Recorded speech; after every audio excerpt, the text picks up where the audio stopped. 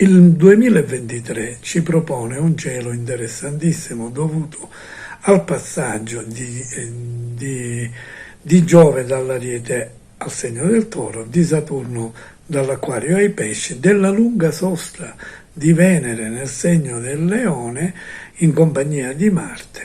Questo ci mette nella condizione di dover fare delle grandi riflessioni, delle grandi trasformazioni, di rimettere in discussione il nostro stile di vita.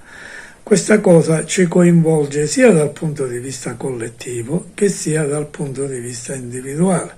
Quindi il compito che ci attende durante il 2023 è questa grossa trasformazione a cui andremo incontro individualmente e collettivamente.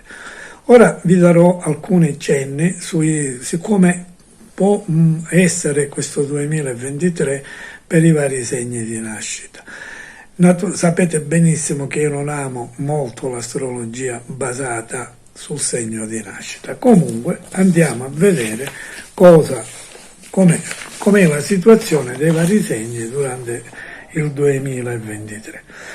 Per l'Ariete è un momento magico, è un momento di rimettersi in gioco, è un momento di acquisire quella consapevolezza che ci metterà nelle condizioni di agire in maniera più equilibrata. Toro. Il Toro deve utilizzare la prima parte dell'anno per una grande riflessione che lo metterà in condizioni in un secondo tempo di fare le scelte importanti e necessarie per la sua vita. I Gemelli, qualche ostacolo, qualche difficoltà, qualche ritardo nei vostri progetti, ma non abusate della vostra energia. Il Cancro, non fatevi governare come sempre dall'istinto, dalle emozioni, un po' di ponderazione e vedrete che le cose si metteranno nel bene, si metteranno bene.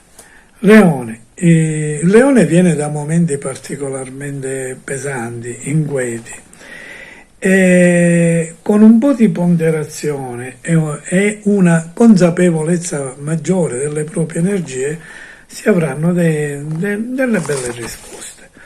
Vergine.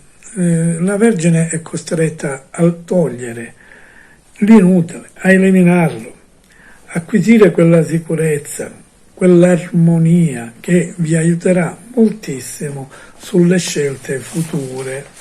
La Bilancia, rinascere, rifondare, armonizzare sono le parole d'ordine che vi accompagneranno durante tutto il 2023.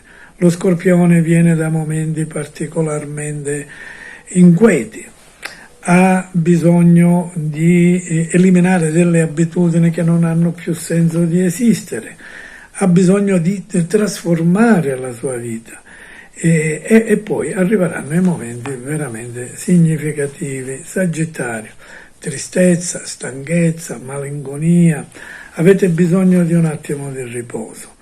Recuperare le vostre energie è la cosa fondamentale durante il 2023. Il Capricorno, per il Capricorno è un anno veramente interessante, veramente importante, è l'anno di una nuova progettualità, è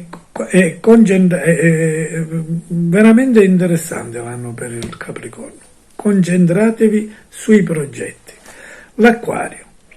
Non disperdete la vostra energia in tanti rivoli, concentrate le vostre energie su pochi progetti importanti e fate attenzione alle esagerazioni. Il segno dei pesci. Il segno dei pesci viene da un periodo inquieto, travagliato. Dovete tenere a bada il vostro istinto. Principalmente prima non fidatevi sempre del vostro istinto. Il vostro istinto è importante, è da tenere in considerazione, ma fate attenzione, usate anche la ponderazione che ha bisogno di esistere nella vostra vita e grazie a questo riuscirete a capire meglio quali sono i vostri obiettivi.